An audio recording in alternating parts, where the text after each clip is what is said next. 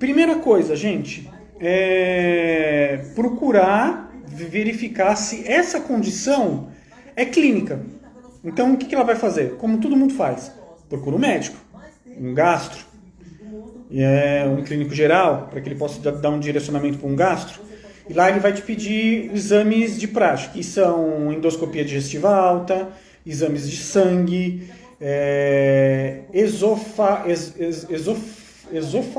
esofograma, se eu não me engano é o nome. Se eu não me engano, me corrijam se eu estiver errado. Esofograma, acho que é isso. Para ver essa parte do esôfago aqui. E assim, descartou todas as possibilidades clínicas, né? Descartada todas as possibilidades clínicas que podem ter problemas de... Essa região da garganta tem muitos linfonodos.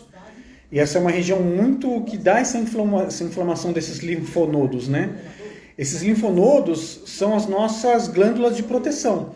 Nelas são conduzidos os linfócitos, que são as nossas células de defesa, e dentro dela também tem. Então, o que acontece?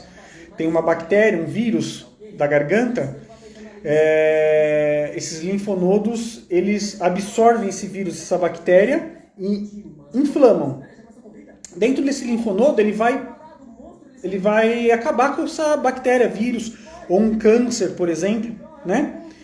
Quando ele fica muito inflamado, algumas vezes pode ser que ele não conseguiu combater esse vírus e bactéria. Você entende a diferença? Aí é diferente, é uma patologia clínica que precisa ser tratada, talvez com medicamentos, com remédio, né? Em alguns casos, que é a famosa íngua que a gente chama, né? Que é a famosa íngua que a gente chama, né? Que fica inflamado e depois de um tempo some. Por quê? Não é que ela some, é que ela combateu aquele vírus e o organismo é muito inteligente, gente. Ele traz e não fica aquela bola aqui mais. Ele volta ao normal e fica lá, esperando. É uma defesa do corpo. E aí ele fica de novo pronto, a postos para qualquer agente invasor, vírus, bactéria, e fazer o mesmo processo. Então, como eu falei, descartou essas possibilidades de ser uma patologia clínica, eu vou procurar um profissional da área da saúde mental, um psicólogo, um psiquiatra, um psicoterapeuta de sua confiança. E apesar que eu venho observado que é algo que muitas vezes as pessoas vão no médico e pesquisam. Não tem muita coisa no Google, tá, gente? Tem muita pouca coisa a respeito disso, porque eu fui verificar, né, e fui estudar para poder ajudar essas pessoas com essa patologia. Tem muita pouca é redundante. Tem pouca matéria, tem pouco artigo científico falando sobre isso. E aí, a pessoa, por exemplo, vai no médico e fala assim, pesquisou e por algum lugar ela viu lá fagofobia. Chega no médico e fala assim, doutor, estou com fagofobia. O médico fala, o que é isso? Às vezes nem o médico sabe, por ser algo específico. Então ele vai te encaminhar para ver quem é o especialista de gastro, né? Garganta, estômago, intestino, trato digestório, que está relacionado com todo esse processo, porque a comida ela começa na boca, né? Na mastigação. Quando eu estou mastigando várias vezes, esse alimento ele já está sendo pré-digerido. Então, muitas vezes o que acontece? Às vezes a pessoa está com um problema de gases excessivo, ela está com um problema de refluxo, de arrotos, incomoda muito. Por quê? Porque a digestão ela tá prejudicada. Por quê? Porque a pessoa come correndo, a pessoa bebe muito líquido ingerindo com a refeição. Entende? Então, quando uma simples mudança comportamental no ato da mastigação, e isso eu vejo em muitos casos de pessoas que eu estou tratando de fagofobia, ela elimina um monte de outros problemas. Por exemplo, ela elimina gases excessivos, ela elimina refluxo, ela elimina prisão de ventre, todos os problemas relacionados com o trato digestório, o esôfago, a digestão e o intestino. prisão de ventre, ela começa a ir no banheiro. Por quê? Porque parece bobeira, né? Mas como eu falei para você, a digestão é aqui na boca. Só que no automatismo da vida, a gente começa a comer compulsivamente, nem perceber. Tô comendo aqui mexendo no meu celular, tô comendo aqui vendo filme, tô comendo aqui com o filho no colo, sacolejando ele para ele dormir, tô comendo aqui atendendo um cliente. Então tudo isso prejudica. Entende?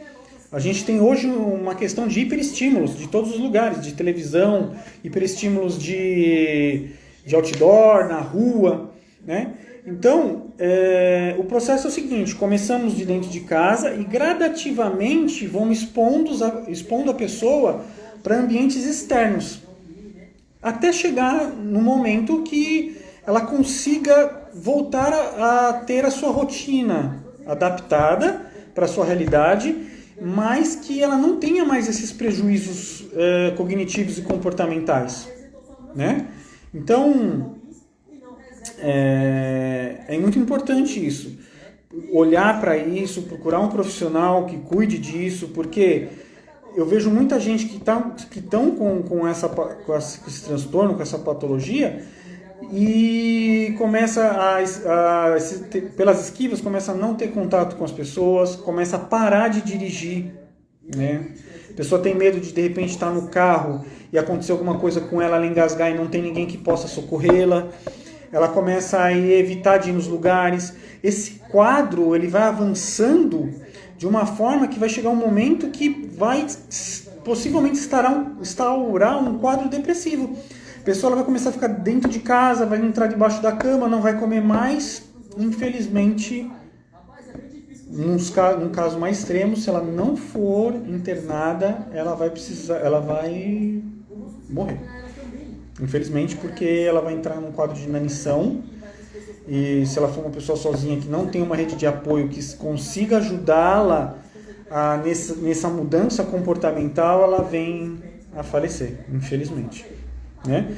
Mas, assim, eu quero tranquilizar todas as pessoas que, mesmo próximo dos casos mais extremos, tem tratamento, tem como cuidar, tem como readaptar essas conexões neurofisiológicas, tem como mudar para um estilo de vida mais adaptativo, que a pessoa consiga colocar e entender que essa conexão neurofisiológica vai beneficiar ela mais do que essa que está instalada, que está trazendo prejuízo.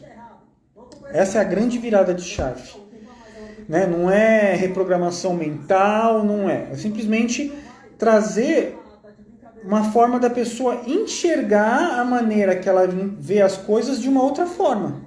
Então, o terapeuta ele vai ser um agente muito mais que vai indicar caminhos, né? Não é o terapeuta que vai virar uma chave na cabeça da pessoa, isso não existe. Ele vai simplesmente indicar, ó, esse caminho assim talvez seja melhor, esse está aqui, mas a decisão sempre vai ser toda parte de esforço da pessoa, depende dela. Isso não é só para fobia, para ansiedade, para TAG, que é transtorno de ansiedade generalizada, ou transtorno de personalidade borderline, que agora todo mundo fica falando que é muito específico também, gente. Muita gente confundindo borderline com outros transtornos de personalidade, que é algo mais sério. Então não é qualquer pessoa que tem borderline, não é qualquer pessoa que tem um quadro de TDAH, que é hiperfoco, entende? Então, gente, não é assim. Hoje parece que virou modinha, todo mundo, eu vejo a pessoa, ela tem TDA, né? Porque tem lá uns comportamentos, fala que tem TDA. Eu tenho hiperfoco, então eu tenho TDAH. Eu tenho borderline. Não é assim, né? Se você for olhar nas DSMs aí, da DSM-5, você vai, apesar que eu não concordo muito nas DSMs, mas lá, como já teve muita prática e muito artigo científico, ela nos dá um direcionamento para poder colocar um quadro. Por que eu te falo que eu não concordo algumas vezes? Por quê? Porque o ser humano ele não tem como generalizar esses quadros. A pessoa pode ter um um pezinho no TDA, mas tem um pouco de bipolaridade, tem um pouco... Então como que eu vou rotular essa pessoa falando que ela tem isso? Não dá para eu ser tão genérico assim, entende? As DSMs conduzem para isso. Hoje, a terapia cognitivo-comportamental, que é o que a gente tinha de mais avançado no tratamento desses transtornos, dessas patologias, já está mudando. Hoje a gente fala muito de terapia cognitiva comportamental baseada em processos que muitas vezes são funcionais, são muito mais pegar na mão da pessoa, é mão na massa. Entende? Então, acho que eu falei muito, né? Para deixar tranquilo todas essas pessoas, eu vou postar esse vídeo, né? Eu vou deixar à disposição para quem estiver interessado, os meus canais. Eu tenho um canal no Instagram, onde lá tem uma pasta falando de fagofobia, no processo, como que é. Eu vou deixar esse vídeo lá também. Eu vou deixar esse vídeo postado no meu canal do YouTube. Para que as pessoas que se sintam estando com esses sintomas, para que elas nos procurem. Isso são sintomas, tá, gente? Agora, as causas pode ter N fatores. Aí o ser humano ele é muito complexo, a mente é complexa, né? Pode ter algum trauma, pode ter alguma questão sistêmica, alguma questão familiar, ou não, simplesmente é o próprio corpo que reage fisiologicamente a esse tipo de transtorno e aciona a amígdala e você tem todos esses sintomas. Então, tem que ser estudado caso a caso, tá? Tem que ser visto com calma, né? Trazer a pessoa para um ambiente seguro, de confiança, e dando a confiança para a pessoa que é um processo. É um processo que vai ser experienciado, que não pode ser negado, porque isso por detrás traz um ensinamento, né? A pergunta é, o que essa fagofobia está querendo me ensinar? O que está por detrás da fagofobia? O que é que a fagofobia quer me mostrar? Por quê? É um questionamento que vai te fazer olhar para isso de uma forma construtiva. E não uma forma vitimista de achar que por que foi comigo? Não. Como para todas as patologias, elas por detrás trazem algum ensinamento. Então a gente olhar para isso como uma forma de crescimento faz com que a gente possa passar por esse processo de maneira mais harmoniosa, de maneira menos traumática, né? E vai fazer com que a gente, no nosso cognitivo, no nosso físico, no nosso comportamental, no nosso espiritual, seja fortalecido, como tudo na vida é assim. Nada é fácil, né? A vida nos conduz para um movimento de ir para frente, sempre, né? E se a gente não olha para alguma das nossas questões, a vida de alguma forma faz com que a gente pare e fale assim, olhe para isso. Olhe para isso.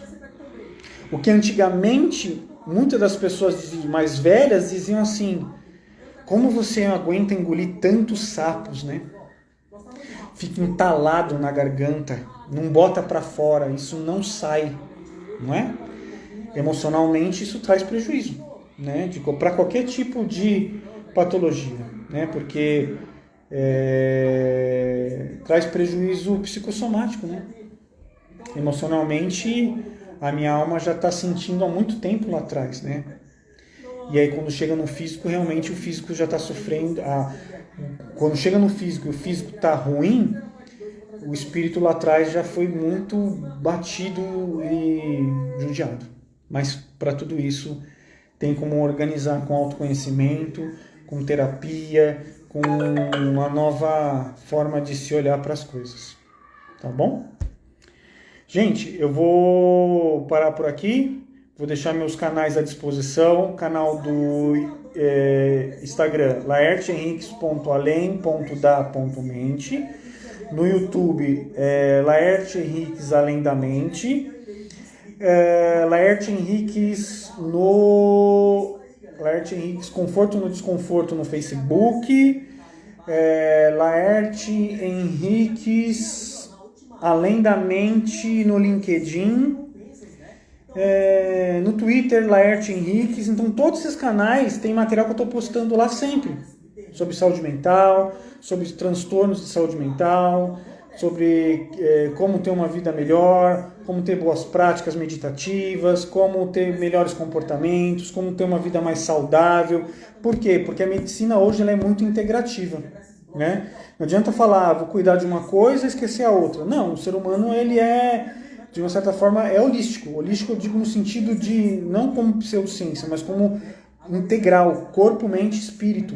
Né? Tudo está ligado. Então tem que se olhar para todas essas questões e dentro delas trazer o equilíbrio, tá bom? Estou à disposição de vocês, podem me chamar. Gratidão mais uma vez por esse tempo comigo, a todos que entraram aí, Poli, Gláucia, Amanda, e todas as pessoas. Se eu não citei alguém, me desculpe, eu não consigo mais ver. Gratidão, namastê.